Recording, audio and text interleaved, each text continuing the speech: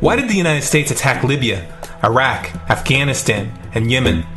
Why are U.S. operatives helping to destabilize Syria? And why is the United States government so intent on taking down Iran, in spite of the fact that Iran has not attacked any country since 1798? And what's next? What are we headed for? When you look at the current trajectory that we're on, it doesn't make any sense at all if you evaluate it based on what we're taught in school. And it doesn't make any sense if you base your worldview on the propaganda that the mainstream media tries to pass off as news. But it makes perfect sense once you know the real motives of the powers that be. In order to understand those motives, we first have to take a look at history. In 1945, the Bretton Woods Agreement established the dollar as the world reserve currency, which meant that international commodities were priced in dollars.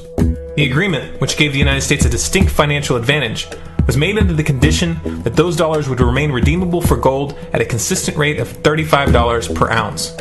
The United States promised not to print very much money, but this was on the honor system, because the Federal Reserve refused to allow any audits or supervision of its printing presses. In the years leading up to 1970, expenditures in the Vietnam War made it clear to many countries that the U.S. was printing far more money than it had in gold. And in response, they began to ask for their gold back. This, of course, set off a rapid decline in the value of the dollar. The situation climaxed in 1971 when France attempted to withdraw its gold and Nixon refused. On August 15th, he made the following announcement. I have directed the Secretary of the Treasury to take the action necessary to defend the dollar against the speculators. I have directed Secretary Connally to suspend temporarily the convertibility of the dollar into gold or other reserve assets, except in amounts and conditions determined to be in the interest of monetary stability and in the best interest of the United States. This was obviously not a temporary suspension, as he claimed, but rather a permanent default. And for the rest of the world who had entrusted the United States with their gold, it was outright theft. In 1973, President Nixon asked King Faisal of Saudi Arabia to accept only U.S. dollars as payment for oil and to invest any excess profits in U.S. Treasury bonds, notes, and bills. In return, Nixon offered military protection for Saudi oil fields. The same offer was extended to each of the world's key oil-producing countries, and by 1975, every member of OPEC had agreed to only sell their oil in U.S. dollars. The act of moving the dollar off of gold and tying it to foreign oil instantly forced every oil-importing country in the world to start maintaining a constant supply of Federal Reserve paper. And in order to get that paper, they would have to send real physical goods to America. This was the birth of the petrodollar. Paper went out, everything America needed came in, and the United States got very, very rich as a result. It was the largest financial con in recorded history.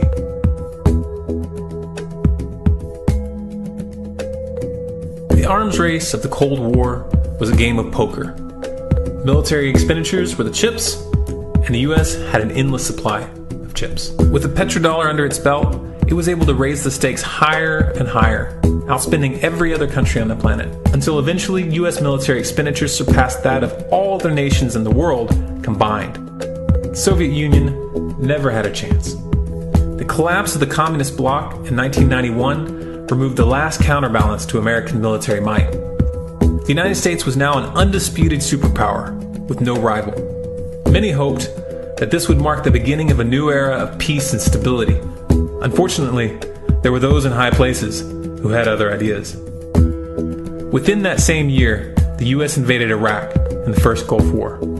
And after crushing the Iraqi military and destroying their infrastructure, including water purification plants and hospitals, crippling sanctions were imposed which prevented that infrastructure from being rebuilt.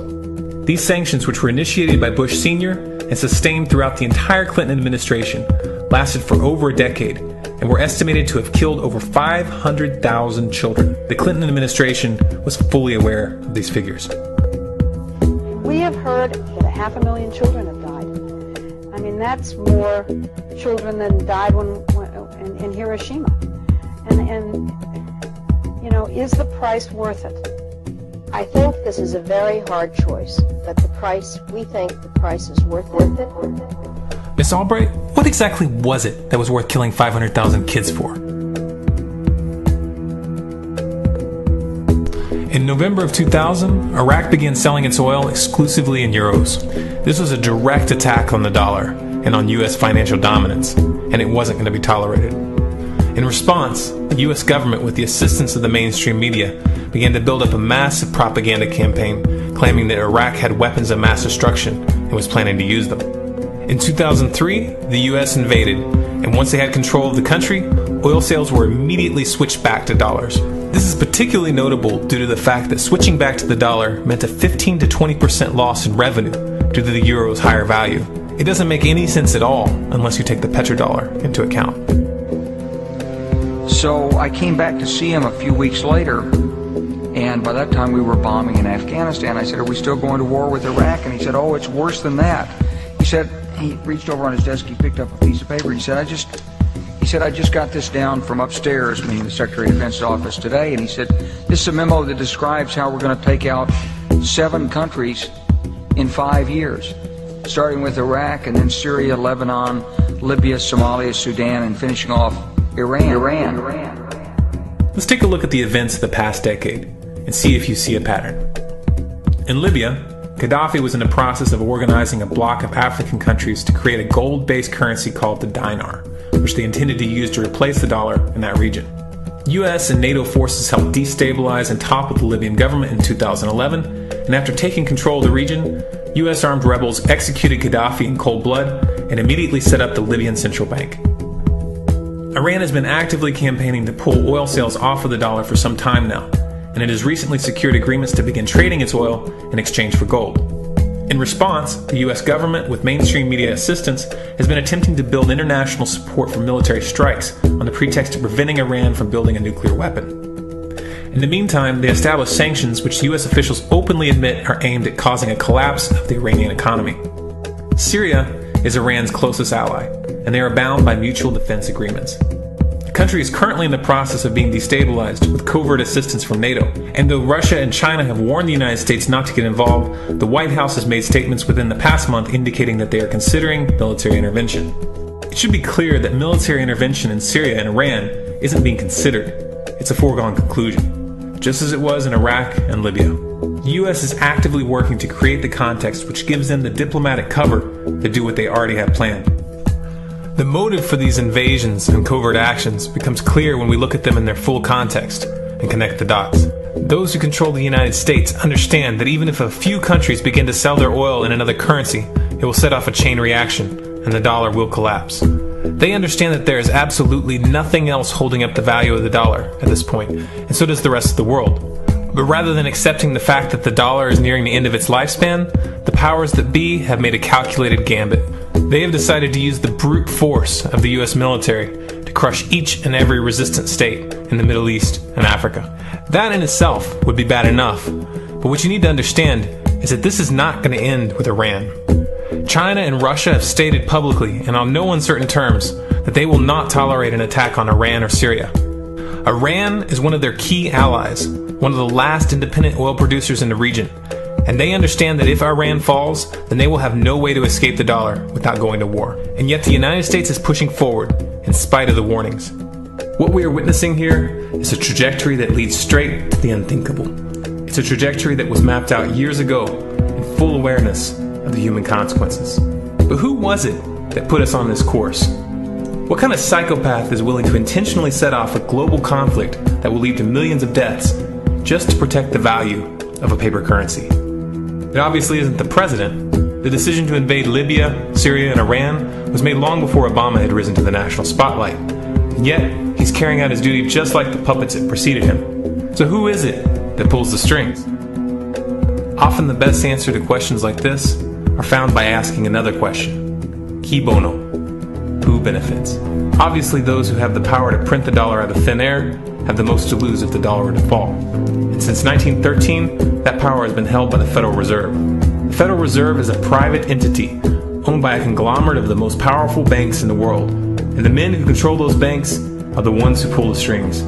To them, this is just a game. Your life and the lives of those you love are just pawns on their chessboard. And like a spoiled 4-year-old who tips the board onto the floor when they start to lose, the powers that be are willing to start World War III to keep control of the global financial system.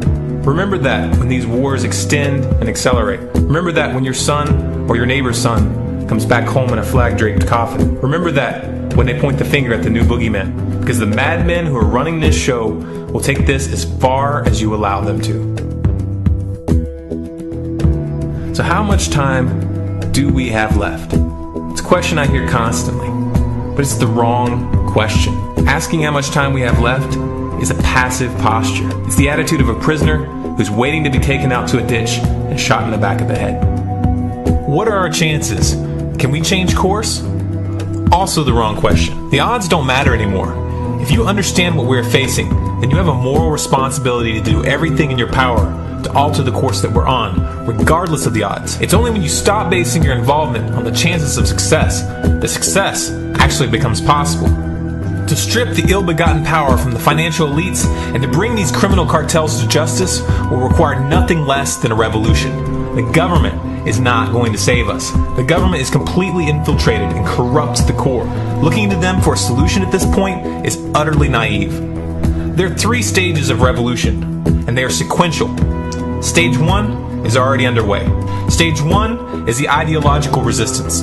In this stage, we have to actively work to wake up as many people as possible about what is happening and the direction we're headed. All revolutions originate from a shift in the mindset of the population, and no other meaningful resistance is possible without it. Success in this stage of the game can be measured by the contagion of ideas. When an idea reaches critical mass, it begins to spread on its own and seeps into all levels of society. In order to achieve that contagion, we need more people in this fight. We need more people speaking out, making videos, writing articles, getting this information onto the national and international stage. And we especially need to reach the police and the military. Stage 2 is civil disobedience, also known as nonviolent resistance. In this stage, you put your money where your mouth is, or more accurately, you withhold your money and your obedience from the government, and you do everything in your power to bring the gears of the state to a halt. Practiced in mass, this method alone is often enough to bring a regime to its knees. However, if you fail at this stage, stage 3 is inevitable. Stage 3 is direct physical resistance. Direct physical resistance is the last resort, and it should be avoided and delayed as long as possible, and it should only be invoked after all other options have been thoroughly exhausted. There are those who talk tough and claim that they will resist when the time comes, but what those people fail to realize is that if you are inactive during the first 2 stages and save your efforts for the last resistance, then you will fail. When the Nazis were moving door to door, dragging people out of their homes in Germany, that was the time to fight back physically. But due to the lack of ideological resistance and civil disobedience leading up to that moment, even an armed uprising would have likely failed at that point. An armed uprising can only succeed if the people have established an attitude of active resistance. And active resistance is only possible after their minds have broken free from the mainstream propaganda. If you want to fight back, it's now or never. You're not going to get another chance, and the stakes are far higher than they were in Nazi Germany.